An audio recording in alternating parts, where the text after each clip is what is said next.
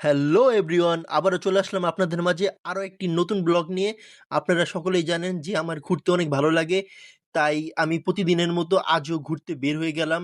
আর আপনারা সকলেই জানেন আমি কোনো গন্তব্যকে কেন্দ্র করে ঘুরতে বের হই না। আমার যখন মন চায় তখন আমি ঘর থেকে বের হয়ে যাই আর ঘোরা শুরু করে দিই।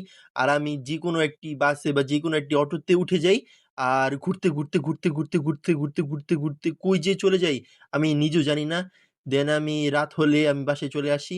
অনেক সময় মাঝখানেও বাসায় চলে আসি। এরপর আবার রওনা দেই। সো এভাবে করে আমি আমার প্রত্যেকটা দিন কাটিয়ে দেই। সো আজকে আমি বের হয়েছিলাম সর্বপ্রথম ১০০ ফুটে ঘুরার জন্য। আপনারা সকলেই জানেন যে আমার বাসা ১০০ ফুটের কাছাকাছি। তাই আমি প্রায় বলতে গেলে রেগুলারই ১০০ ফুটে ঘুরি। আর এখানে আমাদের জায়গাও রয়েছে। তাই ১০০ ফুট আমার অনেক বেশি প্রিয় জায়গা। আর ১০০ ফিটে আমার অনেক আত্মীয়স্বজনও আছে। তাই ১০০ ফিট বলতে গেলে আমি ছোটবেলা থেকেই চিনি। আর ছোটবেলা থেকে আমি ঘুরতে আসি এখানে। আপনাদের মধ্যে যারা এখনো ১০০ ফিটে আসেননি, আমি সকলকে বলব যে ভাই একবার হলেও ১০০ ফিটে ঘুরে যান। কারণ ১০০ ফিট খুবই সুন্দর একটি জায়গা। এরকম জায়গা বর্তমান সময়ে ঢাকা শহরে বলতে গেলে দেখাই যায় না।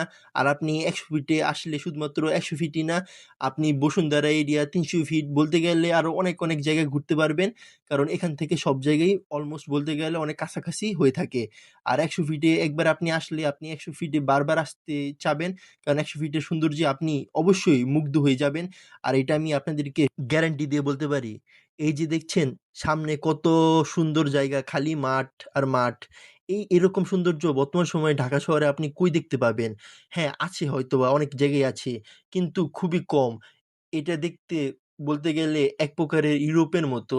আমি ১০০ ফিট থেকে বাসায় এসে ফ্রেশ হলাম। ফ্রেশ হয়ে খেয়ে-দেয়ে আমি আবার রওনা দিলাম নতুন আরেকটি গন্তব্যে যাওয়ার জন্য।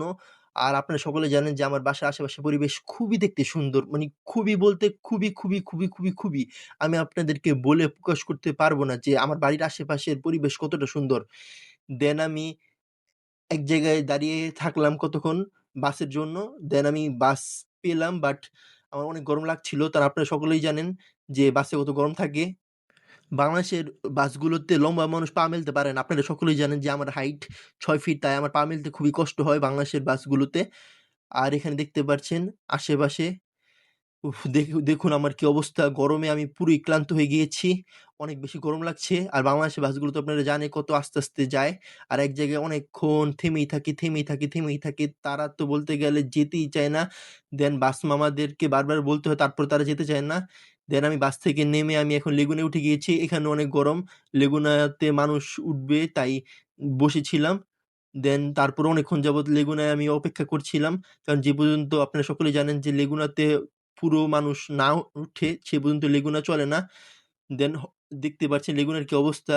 বাংলাদেশের বেশিরভাগ গাড়িগুলোই খুবই পুরানো হয়ে থাকে আর খুবই ভাঙাচুরো হয়ে থাকে। দেখুন সামনের কাছের কি অবস্থা।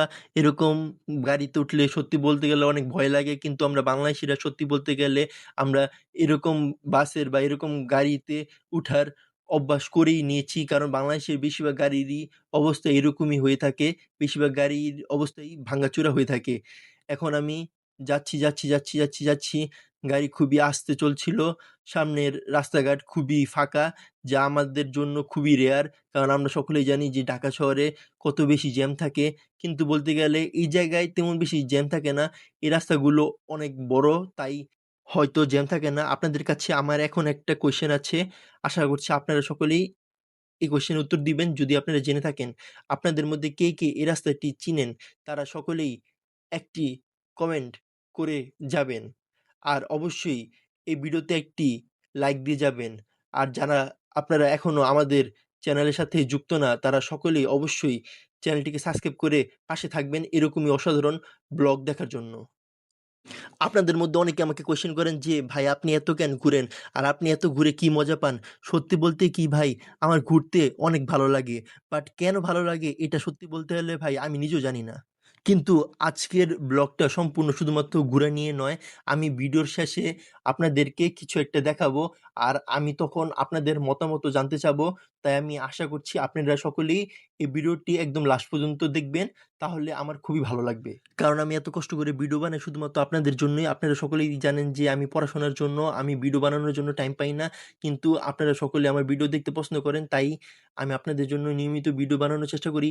জানি না যে আমি কতটা সুন্দর করে পারি, কিন্তু আমি আমার নিজের সর্বোচ্চটা দিয়ে চেষ্টা করে থাকি, এটা আমি বলতে পারবো।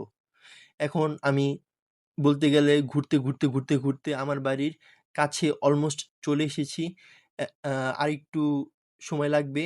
আপনারা সকলেই আমার সাথে ভিডিওটি দেখতে থাকুন। কারণ আপনারা যখন ভিডিওটি সম্পূর্ণ দেখেন, তখন আমার মনে হয় যে আপনারা সারাদিন আমার সাথেই থাকেন।